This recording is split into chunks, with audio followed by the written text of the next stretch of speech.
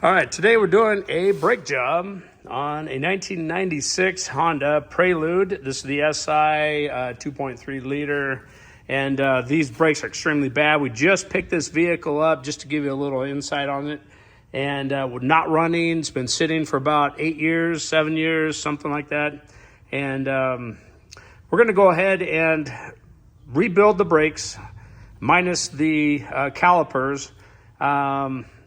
It has no brakes at all, so we're also doing a video if you need the brake master cylinder. We're also doing a video on that, so we'll be changing that out here next. All right, so first thing that we're going to do is we're going to take out the bolts holding on the slide pin here. So these are just short bolts just like this, and we're going to just go ahead and remove it. Now if you have an impact or air impact, electric impact, that works the best if you can get in there. And let's go ahead and take that off. Then we can pop out the outer part of the caliper. So the bolt that you're taking out up here, there's one on the top and one on the bottom. They're both 14 millimeters.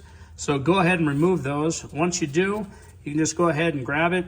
And then you're gonna have to like wiggle it back and forth a little bit. Like these are stuck on because of the rust. So I might have to persuade it a little bit to get down behind here with a pry bar and then just pry it out.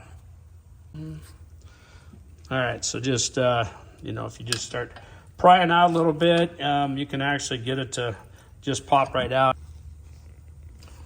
All right, so at this time, you can go ahead and take out your brake pads, and they just pop right straight out, and then you just lift out, and there you go.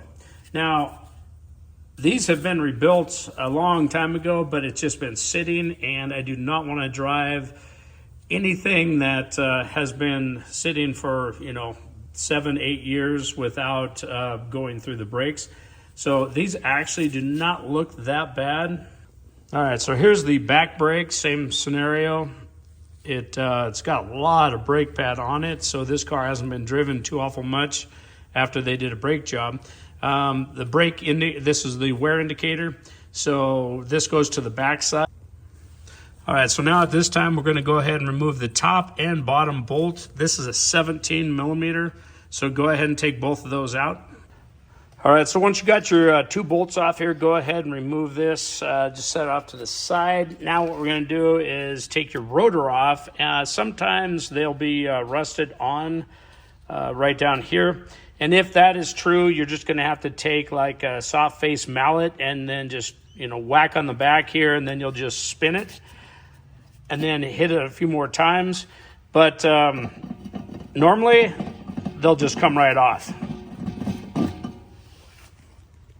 When you're putting your new rotor on, what you want to do is you want to line it up and make sure that everything matches up before you install it.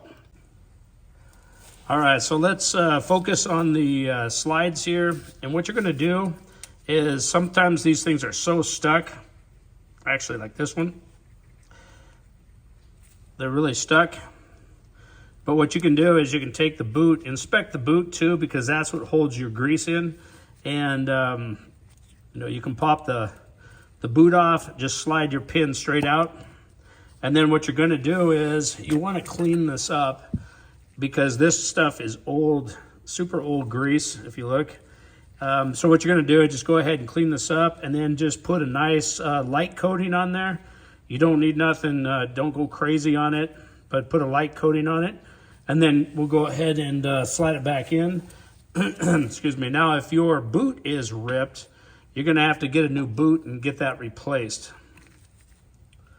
And then once you're done, you can go ahead and just slide it back in, making sure that this boot is up around the collar here.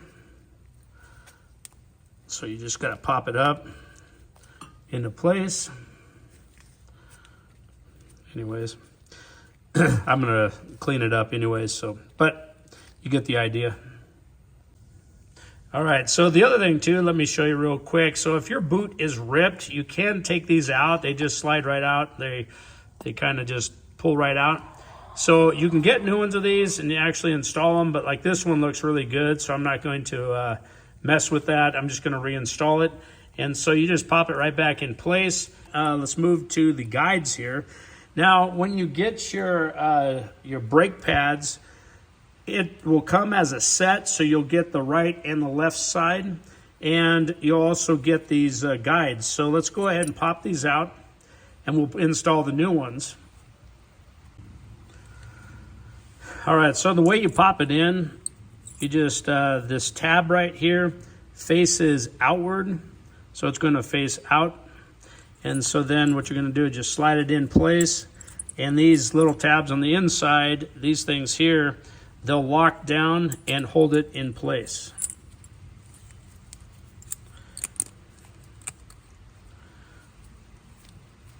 And that's what it's gonna look like.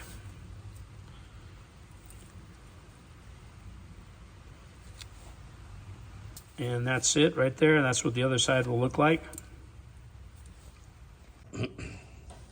All right, so go ahead and put your bracket on and go ahead and run your bolts up on these, on the bottom and the top. And you don't need to torque them down quite yet. All right, so we can go ahead and install the brake pads. Remember that the one that has the metal piece sticking out, that is the back one. That is your wear indicator. This one will be the front side.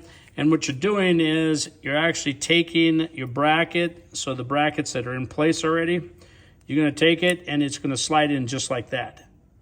So what you're gonna do is you follow the curvature here, because obviously this would be backwards.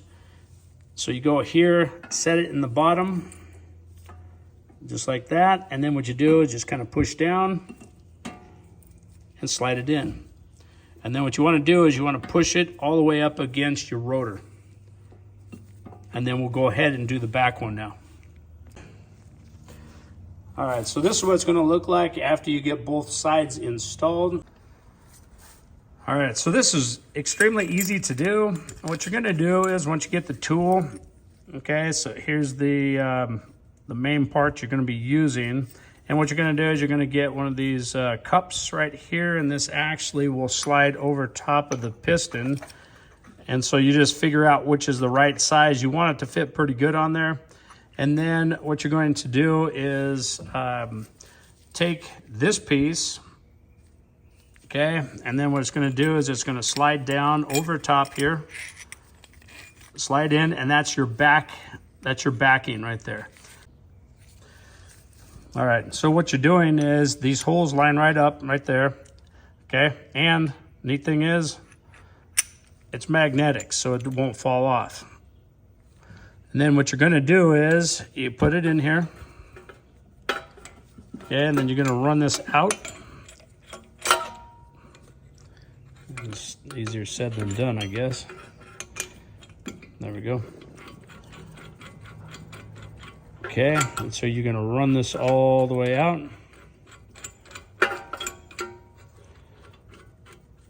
Okay, until it gives a little bit of tension on there, and you can even tighten this down if you want to, so you can get an open inner box in to get a little bit more pressure.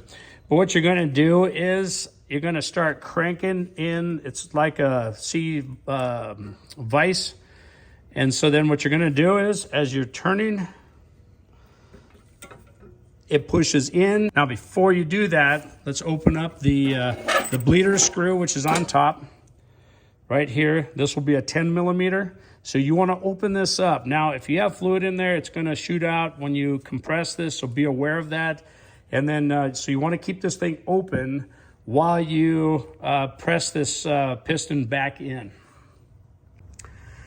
All right, so it is a 10 millimeter, so go ahead and get on there and let's break that free. Sometimes they're stuck on there. Some people think that you have to have these things extremely tight, but you really don't. So all I do is I just bring it up finger tight, and then I just give it a little bit extra, and then that's it. But leave this open so all the air escapes and also any brake fluid that you have in there. If you want to, you can put a small tube on there and run it into like a bucket. But then what we'll do is you just start taking it, turning it. It'll turn while it screws in.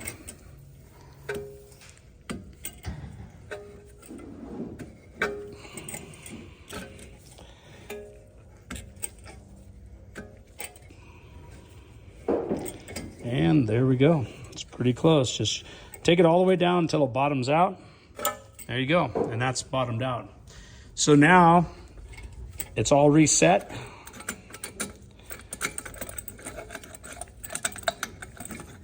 And there you go. All right, so as you're putting this on, there's flat sides to your caliper, your sliders right here. So there's a flat side, and the flat side is going to meet up to here.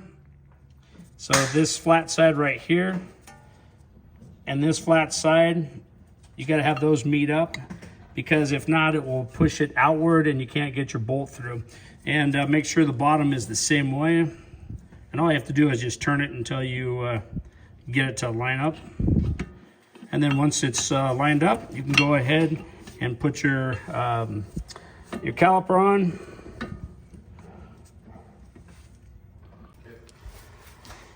All right, so once you get that all lined up, you know, go ahead and put in your bolts, and they should just run right on in, no problems.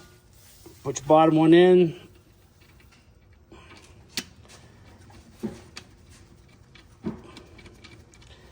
Okay, there we go. All right, so now all we have to do is just torque the slider bolts, and then the two bolts here for the caliper mounting bolts. So we'll get those torqued down, and don't forget to just tighten up your bleeder screw. Your caliper bolt, which is this one here, you're going to be torquing that to 36 foot-pounds. That's 3/6. And then the bracket bolt, which is the big one that's right here, you're going to be torquing that to 83 foot-pounds. All right, one more thing to point out real quick is this hub and the other side did not have set screws. Now you do want to get these and install them. This is for your rotor to the hub assembly. So when you slide it on, this pulls tension on both sides, so it won't float back and forth on you. And it is very important that you have these. Now, you can get them if you don't have them. They're very inexpensive. eBay, Amazon. I'll put a link of where I got these. 12 of them, $6. They're stainless steel. All right, so what we're going to do is we're going to bleed the brakes now. We're to that point. So what you want to do is you want to open the top up here for your reservoir.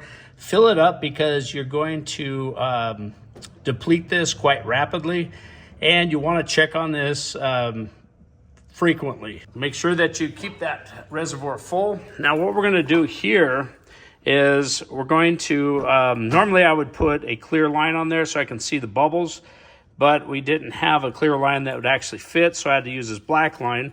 If you do not have one, put a bunch of rags down on the ground, because as the fluid's coming out, it's just shoots all over the place. You'll have it all over the ground, and so just make aware that you'll have a big mess. All right, so what we're going to do is get a second person, unless you have like a vacuum pump or something that you can put on there that makes the job easy, and you can have one person doing it. I do have somebody inside the cab, so they're sitting in there, and when I tell them we're going to pump the brakes, and then when they pump the brakes, they're going to pump on the brakes, and then when you say hold, they have to push it to the floor to hold it down, and that's when you open this up. Now, if they release the brake while this is open, you're going to suck air back in. All right, so here's the demonstration. So go ahead and pump. Okay, hold it. Okay, now that it's being pressed down, so it's like you're stopping your vehicle, we're going to go ahead and open up the bleeder screw, closed off the bleeder screw, and so now they can release their foot off the brake pedal. So what's going to happen is if you have a clear line, you can see all the air bubbles, escaping out of here, and you want to keep doing that until it's just a straight stream of nothing but brake fluid. Okay, let's go ahead and pump. Okay, hold it.